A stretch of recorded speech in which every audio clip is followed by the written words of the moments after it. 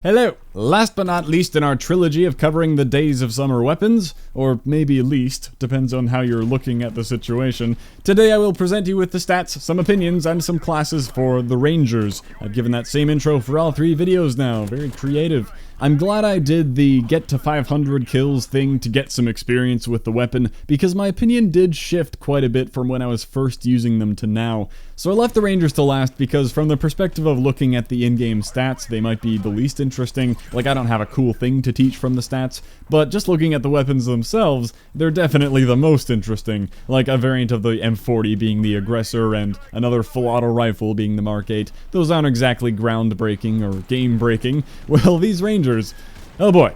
When I say the stats aren't that interesting, I will go through them of course, but I don't think you can learn a whole lot by looking at the stats of a shotgun. It's hard to picture what's going on. Like, it's easy to visualize the shots to kill with a machine gun or the body multipliers with a sniper, but looking at shotgun damage isn't very helpful because of the random pellet spread, and that's often what determines whether you kill or not. But I'll go through them quickly and try to compare them to other shotguns in the game, even though they work very differently. First thing, each Ranger shotgun shell fires 6 pellets. Every other shotgun fires 8 pellets with each shell. That was very necessary for balance because, of course, you have 2 Ranger shotguns, meaning with a single blast from both shotguns, you're launching 12 pellets at your enemies. Each one of the pellets can deal a maximum of 42 damage. That's actually the highest base pellet damage of any shotgun. The Winchester is 40, the M1014 is 30, the Kamchatka is 20. That 42 damage drops off down to a minimum of 8 damage before disappearing entirely, because that's how Call of Duty works. The pellets vanish after 14 meters, but I'll come back to the range. That 8 min damage is in the middle. The Winchester and M10 fall down to 10 minimum, while the Kamchatka goes down to 5. The min damage usually isn't too important. Like, out at that range you won't be hitting too many pellets.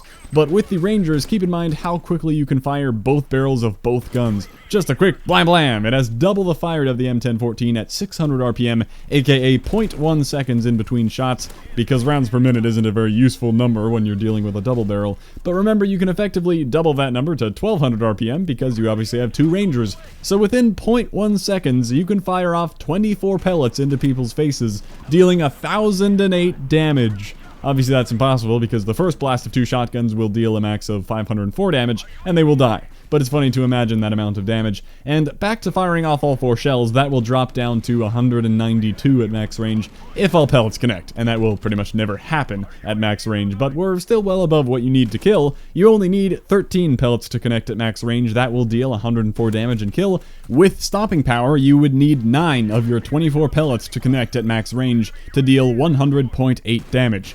Goddamn, these shotguns are scary. Oh yeah, and that's nothing compared to Modern Warfare 2. In that game, the Ranger goes from 70 down to 25 damage, dropping off very quickly, but goddamn, what was that game? Tried to balance by making everything overpowered. Hilarious. But we should also talk range, back to Modern Warfare Remastered. The Rangers have the same range as the Kamchatka. It starts to drop off at just 150 units, which is this far. Pretty bad, and it finishes at 550 units, which is just over 2 of these shipping containers. Not exactly the best range, thank God. For reference, the 2 original shotguns start dropping off at 300 units and end up at 500 for the Winchester and 600 for the M10, but you're already dealing such crazy damage with the 2 quick blasts you can fire off with the Rangers, so despite the not-so-hot range, these things are still very powerful. The reload time is around 2.5 seconds like the Kamchatka, but the rest of the stats I won't spend time going through. There's nothing spectacular or crazy, just some minor differences here and there. You can always check out Marvel 4's spreadsheet linked in the description for the rest. I'd really rather discuss how these things fit into the game, what I learned using them, and how they compare, because that's what really matters. Like somebody commented on the Aggressor video, please do a Ranger versus M1014 video, because in that video I was mainly comparing the Aggressor to the M40. But I only did that because they're both bolt action and they both have the ACOG increasing damage mechanic. They are very similar. The S-TAC really is like a variant of the M40. I was comparing 2 types of apples. With the Rangers, they are not a variant of anything. Now I'm comparing apples to oranges, and I don't see how I can. If you want me to compare them, here you go, I'm about to. The Rangers are better, in my opinion.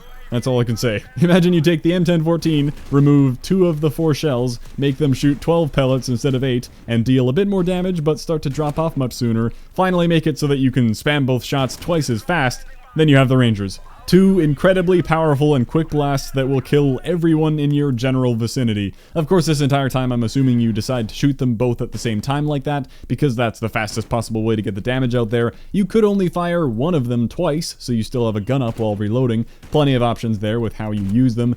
But I find the easier safe way is to fire both. Of course, that is meant to be the main weakness of the weapon. It's very powerful, but after a quick blam blam, you probably get a kill or two if you know your distance, but you're forced to reload. I just don't think that's that bad of a thing. Most of the time you're only fighting one person, and if you're fighting two, you could probably take both of them, 12 pellets for each person, and they're both dead, and now you're probably safe to reload if you're playing somewhat well with your positioning, being indoors or in close quarters, and aim is not required. We'll get more into class setups later, but spoiler alert, steady aim with these things. God damn, the power you can unleash. These things are really good in the shotgun class and really easy to use, which makes them really annoying to go up against. I can imagine the other side of it, to just get blasted into oblivion with no hope of fighting back, knowing that your enemy didn't work very hard for that kill. The only thing you could have done was made sure he didn't get that close to you. You have to stay back, switch off that SMG class, and get your rifles on. To be clear, this is very opinionated, and this is based off Beach Bog. I found a decent amount of success using them on this map. It's kind of 50-50 depending on the enemy playstyle. When I first started using them, I was like, god damn, these things are OP. This is insane. They blow people away with steady aim. This is too easy. But I was sticking to the close quarters areas of the map, and people kept coming my way. But I've had plenty of other games now, like this one I'm showing right now.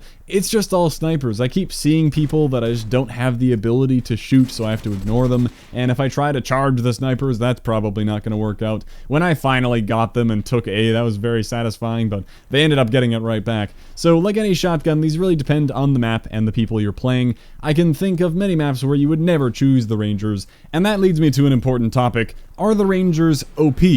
And as much as they surprised me with how good they were when I first started using them, like I thought they would make them crappy from fear of upsetting people by throwing Akimbo shotguns in the game, no, they made them pretty good. But I always go back and ask myself this question. If I were in a super competitive game where I had to play as well as I possibly could, or if I really needed to build up a big kill streak, would I choose the Rangers? Hell no, give me an M16, give me an AK, give me an RPD, which is why in the scheme of the entire game, it's hard for me to call them OP. They are still shotguns, which are pretty limited in their versatility. I think the Rangers overpower the other shotguns. I really think they are the best shotgun in the game now, and that's maybe a little frustrating to see the other ones completely overshadowed, but not many people were going to be using shotguns anyway outside of challenges. Maybe it's a good thing to have a shotgun worth using, one that is very fun to use. I know that's easy for me to say. I've played enough to get all the depot credits and get all these weapons every time. I certainly would never pay for them. What really sucks is that not everybody has them, but I mean, anyone can get them with the salvage. It really doesn't take that long. If you care about the game enough to really want to use these, then you should care enough to just put in a few hours during double depot credits. You can do it. There's double XP, double credits right now, this entire long weekend, and maybe longer. Hop into Prop Hunt if you don't want to pay full attention, or if you're tired of playing. You'll be earning 6 to 8 credits every game because they're pretty long, and there's a lot of downtime hiding or being dead, so pop open some videos, a podcast, do some other things, do some work. I'll probably be back up past 1,000 credits after this one weekend event, and I've been focusing on making these videos well structured, making one every day, but there's Prop Hunt in the corner of my eye right now. It isn't too much of a grind to unlock one of these weapons. Whatever you have saved up, if you're thinking of getting one of these 3 new weapons and can only get one, yeah, the sniper is quite cool, but you can just use the M40. The bird isn't bad.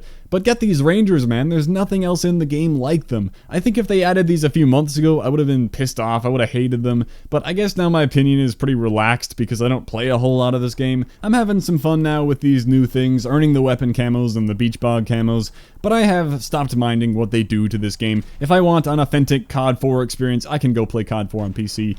I like this mindset. It's a relaxing place to be. If you're up in arms about these crazy Akimbo shotguns they added to MWR, part of me feels like you're justified, but part of me knows the faithful COD 4 remake ship sailed a long time ago. There's no point being a party pooper about it now. I recommend letting go.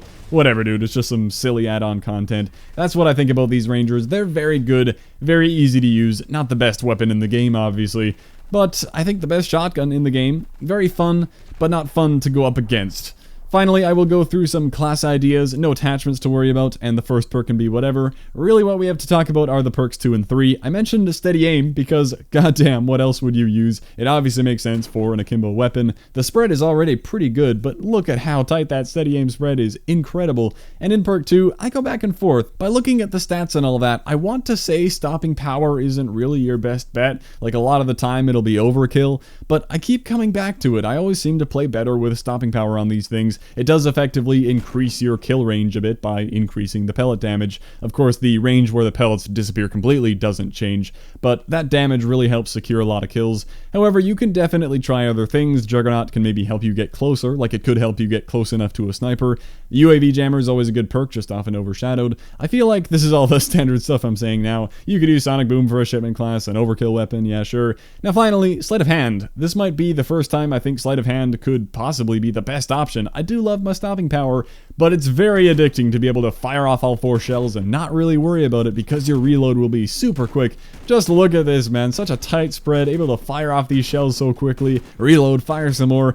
It's pretty crazy these things were thrown into the game, but remember, they're very limited as a shotgun. You will lose many gunfights that you had no chance in because the enemy's just super far away, and when people get pissed off about these shotguns, there's a bit of a memory bias there. If some guy kills you 3 times with his M16, that doesn't really register in his mind, but if you manage to get close to him and give him the old one too with the Rangers, he'll probably be pissed about that death because it is inherently annoying to be blown away in one shot like that, even though he's out killing you in reality. But whatever, I've stated my opinion on these things. They're shotguns, but they're very good shotguns. That brings up the debate, should there be shotguns this good? Should shotguns be just as viable as some of the main assault rifles and SMGs? Because as it stands, I'm never thinking, should I go AK or M1014 in this game? No, AK every time. These Rangers, though, are bringing shotguns back a little bit, but only for people who played enough to unlock them, and that's kind of crappy. But as I said, if you really want them, you can definitely get them in one of these summer weekends if you can spare just like 5 to 10 hours of not even paying full attention to prop hunt. But I'm repeating myself. That wraps up the Days of Summer DLC weapons. Hope you learned some stuff about all of them. Hope you're able to unlock some or all of them if you didn't quit the game right away after finding out there are Akimbo Rangers. You can let me know what you think about all that, and this might be the last COD video for a while again. I'll keep playing to complete my summer challenges and new weapon camos, but after that I'll be back in a place where there isn't a whole lot to accomplish. I'm not going to go get level 1000, and I'm taking a couple summer courses I'll have to focus on too. There will most likely be extensive coverage of the World War II beta in August, although I haven't cared enough to be reporting every little bit of news about that game, but that should be fun to try out. Thanks for watching. I'll catch you next time.